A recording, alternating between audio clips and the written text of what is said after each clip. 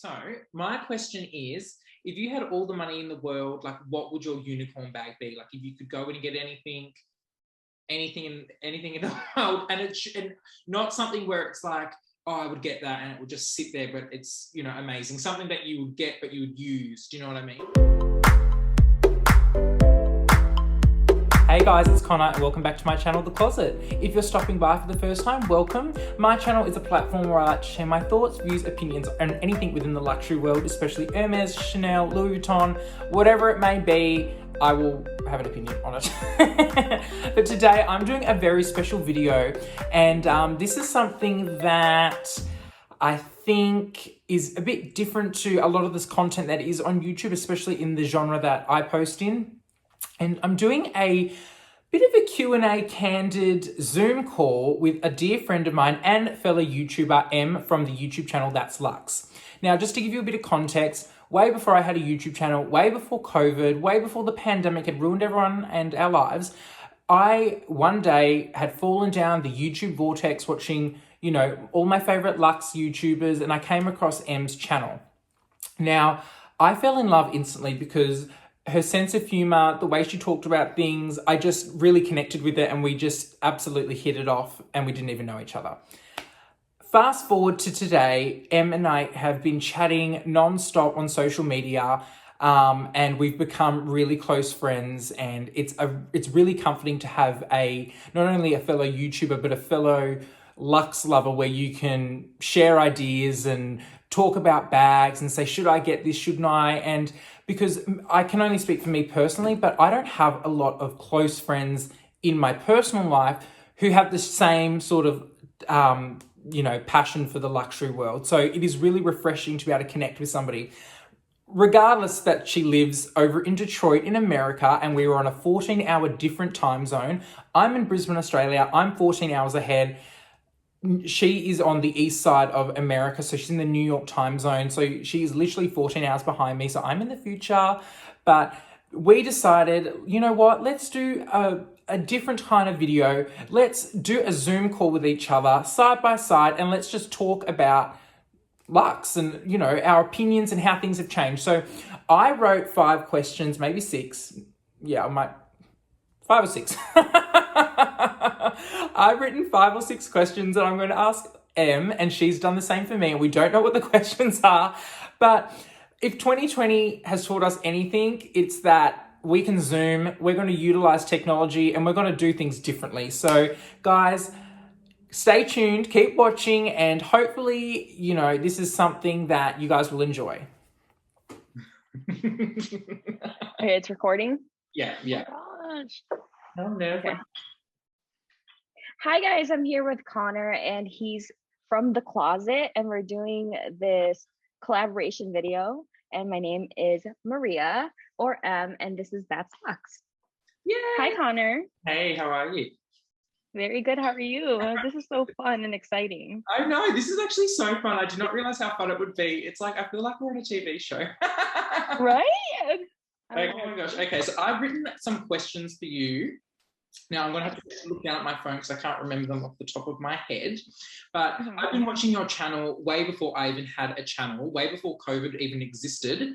And I remember when I think the first video I watched of yours was with your Louis Vuitton Cannes bag, and you had all these issues with it. And I could not stop myself laughing because you were like showing it on camera. You were like, what the hell? There's like a mark here. Like, I was like, relatable. It was raw. It was really raw. That was the first time I ever like saw it. I'm like, what is this? This is not good.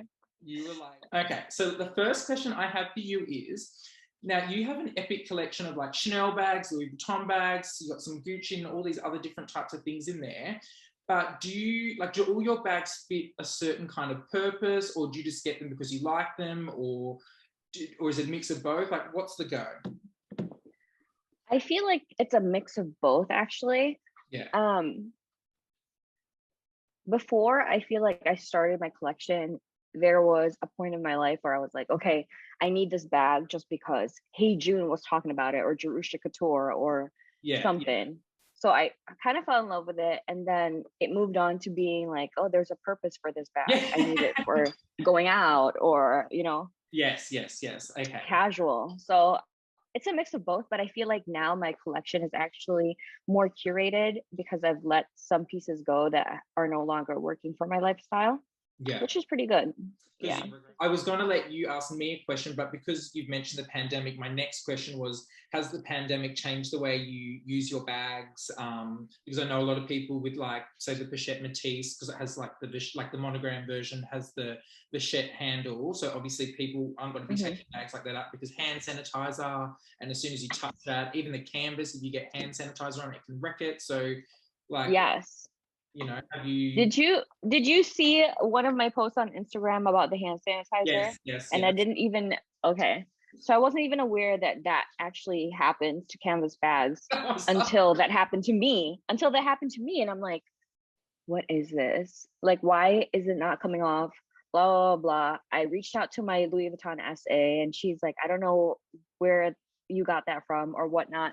And she talked to someone else, one of her coworkers, and I guess it was a common thing for hand sanitizers. Yeah. So yes, I did change the way how I kind of use my bags. And also it made me kind of weary about using like leather or any of my Louis Vuitton pieces.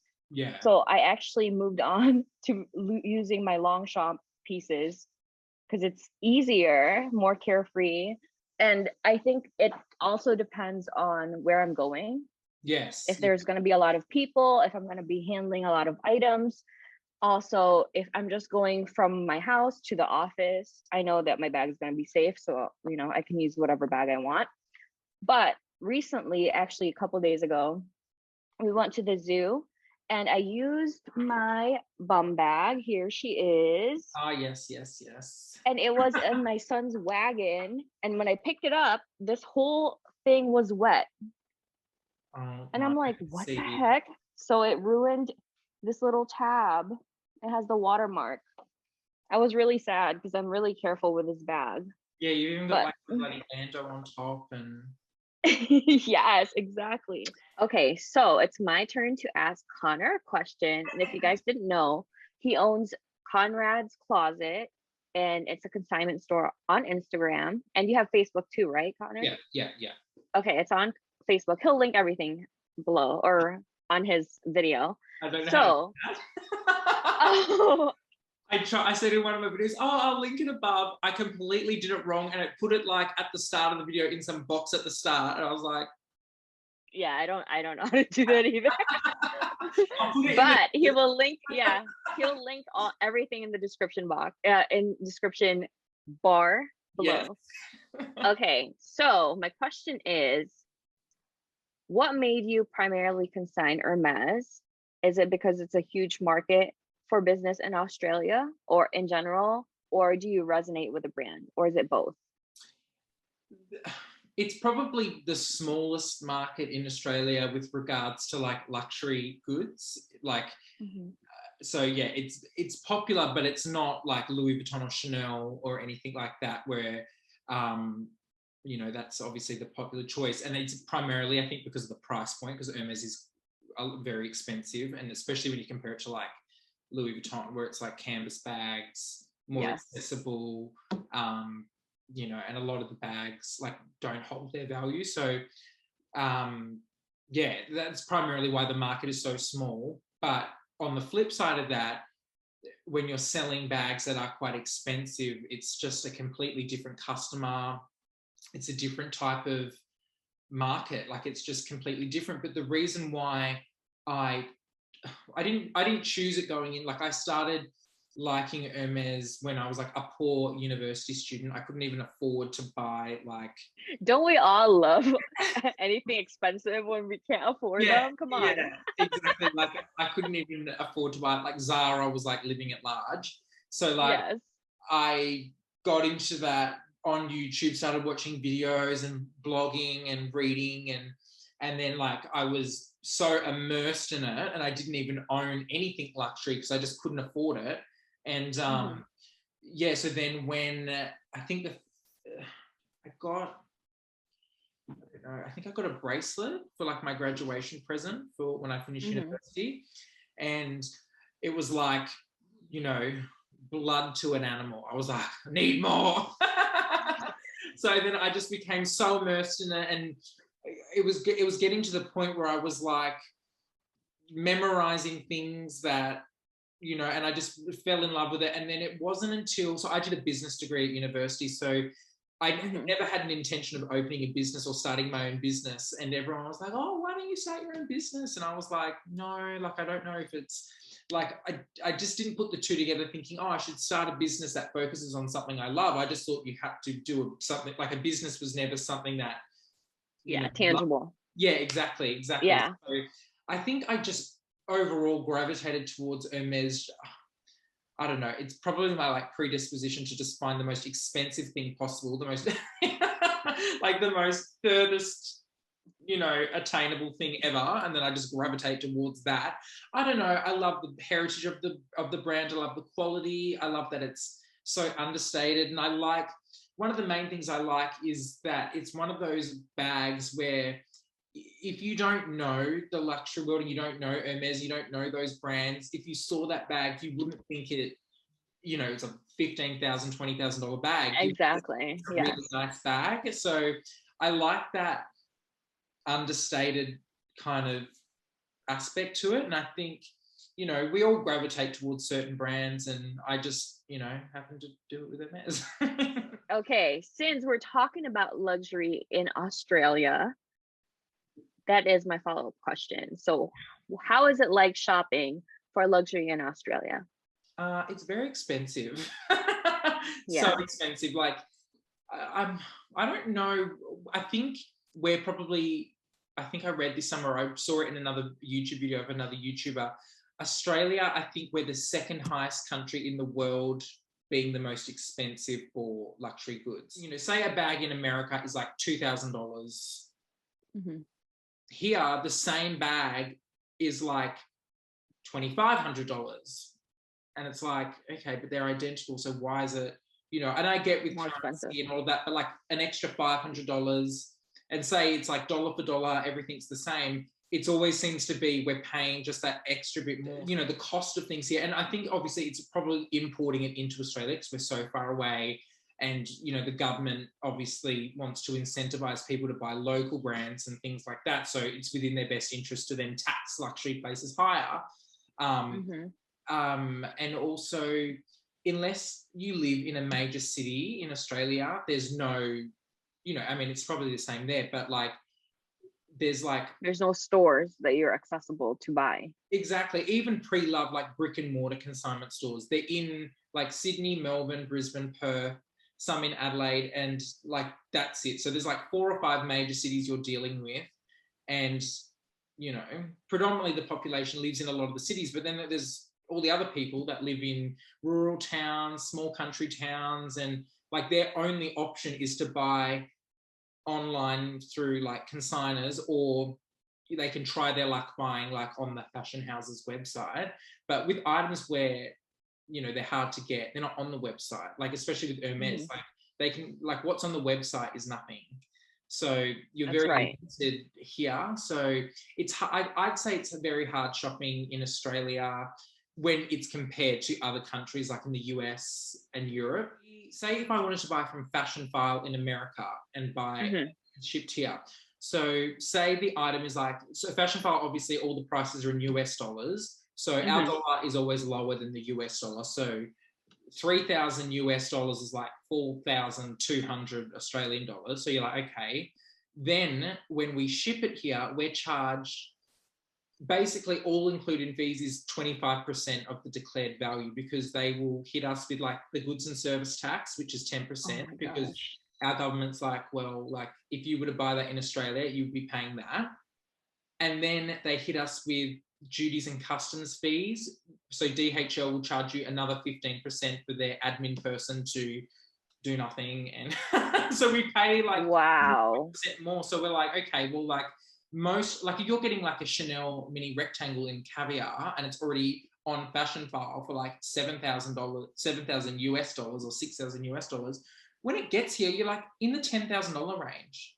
Exactly, or 12,000 by the time you pay your duties and fees. Yeah, and you're like, crazy. Yeah, exactly. You're like, so it's just insane. So yeah, it's just not fun. Okay, so my question for you, and this one I was like, yeah, I can't wait to write this, was living vicariously through everyone else. What was your first designer handbag that you ever purchased? And then what was your last one that you purchased? Okay. The very first designer handbag that I purchased with my own money was my Balenciaga Giant City, which is this bag. Yes. And I purchased this when I was 22, which was 10 years ago. So this is crazy that this bag is 10 years old. So when I first saw this bag, it was at Neiman Marcus, and it was between this color or a pink one. And I'm like a pink lover, but I don't know why I went with this one, because I think it had rose gold, and I was into rose gold. So this was my first ever purchase, and this actually started my Balenciaga collection, because that was what I first collected when I first started working. So when I got my first nursing salary, I bought this bag, and it was for my 22nd birthday. And my last purchase ever was, oh my gosh, guys, this is like a reveal video. What is this? Oh my God, and this is in Connor's channel. This is crazy. Okay. You saw it here. So yes. So is this. Yes, you did it. Kelly 32 gold with silver hardware. Love it. And I actually asked Connor for his advice with this bag. Remember? Yes, I remember. Oh my gosh. Okay, so quick story, guys, about this bag. Yes. So originally, I got this from the Chicago Hermes store. They offered me a blue Nuit bag with gold hardware. And I went to my appointment, and then my SA, when I showed up, she was like, oh my gosh, something happened. And I'm like, what happened? And she's like, someone sold your bag. I'm like, what? I literally drove here for 5 hours and you sold my bag. Like, I was looking forward to actually getting the blue Nuit with gold hardware. And she's like, okay. She was like, okay, let me talk to my manager. And like, I got you this bag instead, which is this bag. And literally, I was there for like an hour, umming and ahhing about it. And then I even messaged Connor, and I'm like, hey, should I get this bag instead of the blue Nuit? And you're like, yes, it's even a better bag. Yes, so I remember. I was like, much better. Like, hey, this is my recent and last purchase. Yes. Oh my gosh, that is. So there's that. Look, if that was my last purchase, I would be quite content for a very long time. Okay, so my question is, if you had all the money in the world, like, what would your unicorn bag be? Like, if you could go in and get anything in the world, and not something where it's like, oh, I would get that and it would just sit there, but it's, amazing. Something that you would get, but you would use. Do you know what I mean? So not like a Himalayan Birkin or something. I was just honestly was thinking about it, and nothing exotic, because I'm not into exotic bags at all whatsoever. Yeah. But I feel like it would be a mini Kelly, just like you. Yeah. Mini Kelly, either in malachite. Yes. Or malachite, and anything rose gold hardware. Yes. I've actually never. I want it to be rose gold, malachite, or black. But I feel like black could happen. But the different colors might not. Okay. And then, like, what advice would you give to someone who's starting their bag collection for the very first time? Because I see people on YouTube start and they pick the Old Faithful Alma or the Neverfull or something like that. But what would you, from experience, say to someone? If someone was starting their own collection, I would say go with something more practical. Yeah. Something that goes with your lifestyle, and don't go for bags that influencers are talking about just because they're talking about it. Yeah. It doesn't mean that, like someone that you watch on YouTube has a Birkin 30 or a Chanel Jumbo, or let's say a mini rectangular, they have that, or a Pochette Métis, and it doesn't work for your lifestyle. Don't buy that bag. Like, it doesn't make sense. Buy something that you will use every day, something that you will get your money's worth, because life is short and money is hard to earn. It doesn't grow on trees. It doesn't make sense to buy something that will just sit on the shelf. Honestly, that is the advice I would give someone. I think that's the best advice I've ever heard. And I stand by that 100%, especially with get your money's worth, because I've seen YouTube videos of people who did basically that, not knowing that that's what they should do, but their first bag they bought was like a Neverfull, and 10 years later they still have that bag, and they're like, yes, it's a workhorse bag, and obviously it's gained sentimental value, but they're like, I would do it again. And I feel like watching all these luxury videos on YouTube, everyone's like, oh, get an investment bag like a Chanel Jumbo or like a Chanel medium flat. But you're not that type of person. You don't go on evening dates or, dinners. You don't work at an office. You don't wear anything formal. Let's say you work at, a rugged place. Yeah. How are you going to wear that bag? It doesn't make sense. Exactly. So get something that works for you, something that you will enjoy, not be afraid to use. If it rains where you live, get something without vachetta. Yeah. Like things like that. I feel like that's the advice I would tell myself, because looking at all the bags that I've owned and all the bags that I have now, when I look at my closet, I'm like, there's a lot of bags that just sit there, just to sit there. And I got them because I thought they looked pretty, but practicality, they're not the most practical. Yeah. Okay, my question for you is, what is your favorite luxury house and why?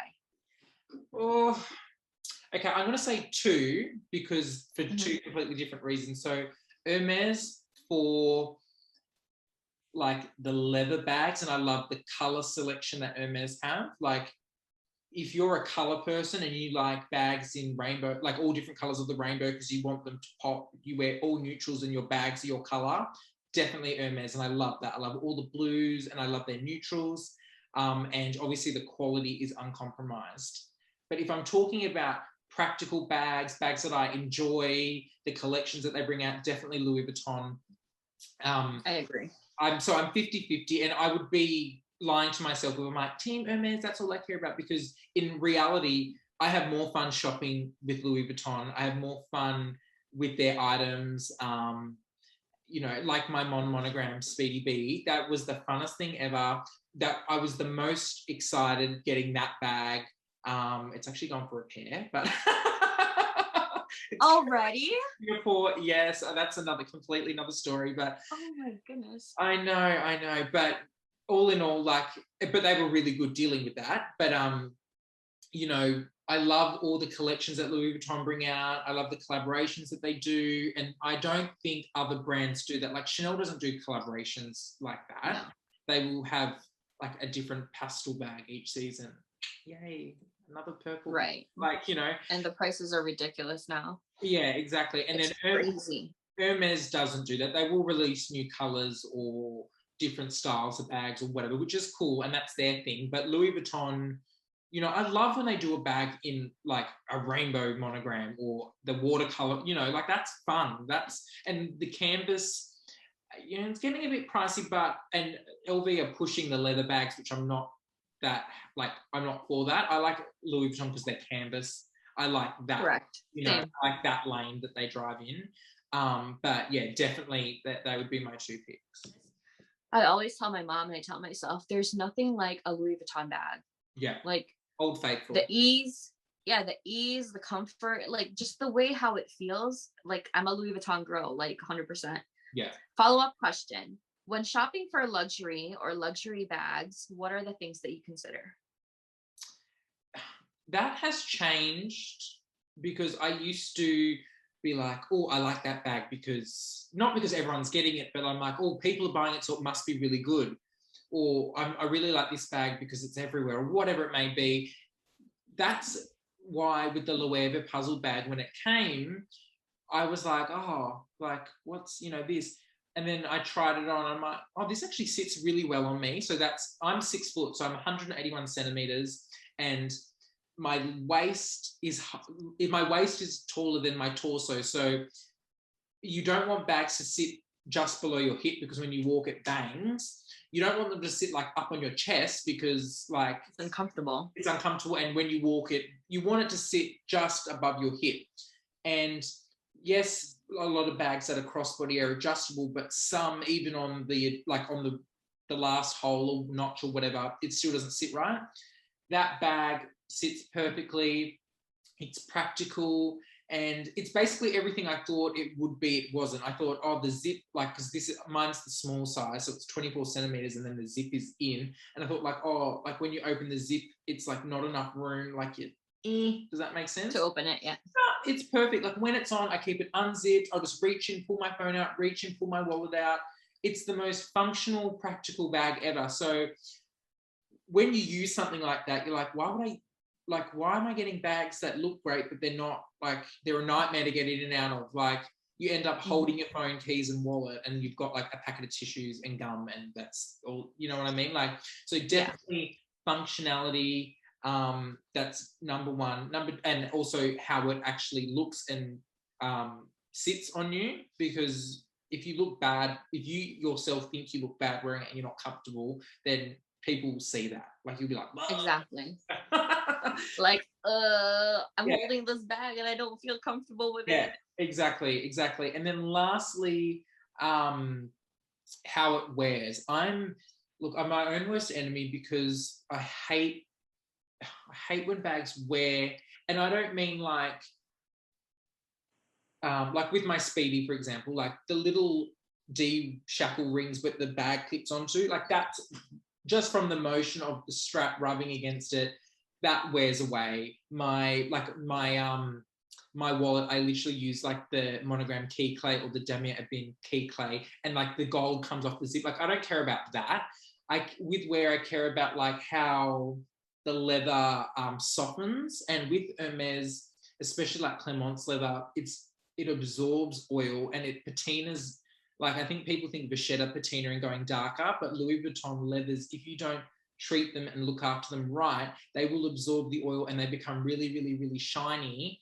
And the grains get really flat and they kind of get really gross. And I've seen bags that are like 2 years old that have just been like treated really badly, and they're all lumpy, and it looks really shiny, and it's not like that nice mushy, it's like gross. So I like bags where they age well and the leathers mold well and they don't look gross. And it's hard to explain, and I'll try to put examples in here, but definitely they have to have that longevity. And I don't want the bag to look brand new, but I want it to look good, even though it's how many years, you know what I'm saying? Exactly. So things like hardware and stuff like that, no, I don't care about. I care about the overall structure and how it actually holds up with just general use, you know?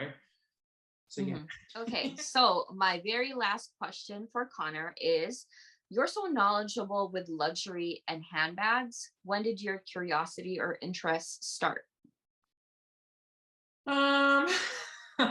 Even I don't know, probably like I was saying before, when I was like a poor uni student and I was like, food or bags, and I think I've always kind of had that, not obsession, but an interest in like pop culture, and then that link with the luxury world, and it kind of always, I was always like, I've seen that, what's that, doing a bit more research. So I guess as I got older, maybe in my early 20s, I kind of was more inquisitive about the luxury world. But I think even as a kid, my parents were like, you were the child that if we went into a clothing store, you would pick the most expensive item, and you had no sense of social, status or what was expensive. What you just pick the most expensive thing. So you just knew. I just knew. You were born into it. Yeah. I was predestined for this lifestyle. It's not my fault. So I think, I like pretty things. What can I say? I can't. It's just how it is. I don't blame you. Yeah. And we all have our things that we love, and they just sometimes happen to be very expensive. So it is what it is. It's like I didn't even realize, but